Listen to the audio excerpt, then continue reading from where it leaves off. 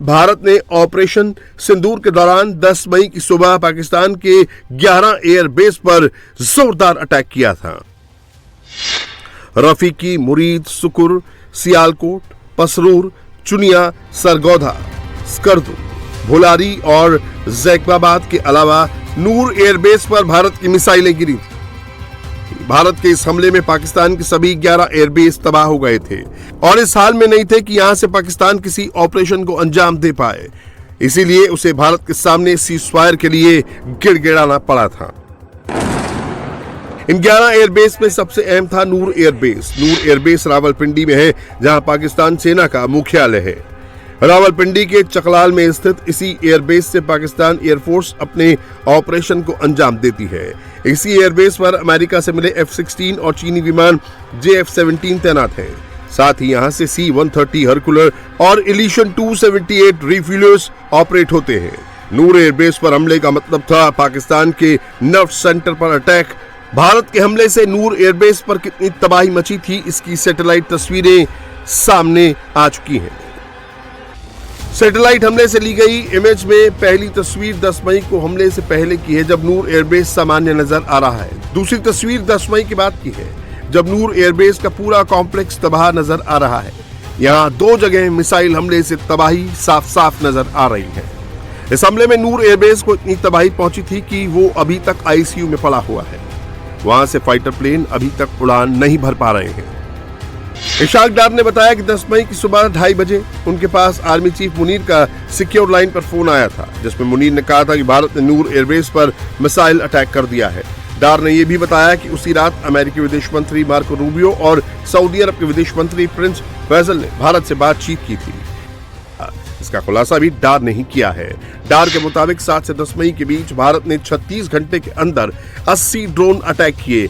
इनमें एक ड्रोन पाकिस्तान के सेना मुख्यालय पर भी गिरा था, जिसमें कई सैनिक घायल हुए थे। आपको याद होगा कि अपना ड्रोन्स पाकिस्तान की तरफ भेजे, जो कि करीबन 36 घंटे में 80 की तादाद पे पहुंच गए थे। तो अल्लाह ताला का शुक्र है कि पाकिस्तान की कामयाब टेक्नोलॉजी और पाकिस्तान की आर्म फोर्सेस और पाकिस्तान के इदारों ने उसको भी नाकाम बनाया।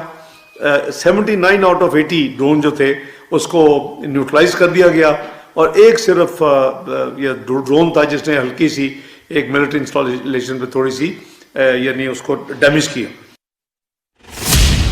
पाकिस्तान पर ऑपरेशन सिंदूर का कितना खौफ था, इसका सबूत पाकिस्तान के राष्ट्रपति आसिफ अली जरदारी भी दे चुके हैं। आसिफ अली जरदारी ने एक दिन पहले ही खुलासा किया, जब भारत की मिसाइलें पाकिस्तान पर कयामत बनकर बरस रही थीं, तो जरदारी को बंकर में छिपने की सलाह दी जा रही थी। इसने आके मुझे कहा कि सर वो जंग शुरू हो गई है। ये वैसे तो मैंने उसको 4 दिन पहले बोला था कि जंग होने वाली है, मगर उसने मुझे आके कहा कि सर वो बंकर में चले। मैंने कहा शहादत आनी है तो यहाँ ही आएगी, बंकरों में नहीं मरते। अब पाकिस्तान के फील्ड मार्शल मुनीर का डर देखिए। इस कायर की वर्दी पर इतने सितारे जड़े हैं जितने किसी पाकिस्तानी जनरल को नसीब नहीं हुए। इसके बावजूद मुनीर को अपनी जान का इतना डर सता रहा है कि वो पाकिस्तान सेना के हेडक्वार्टर में बुलेट प्रूफ ग्लास के पीछे से भाषण दे रहा है।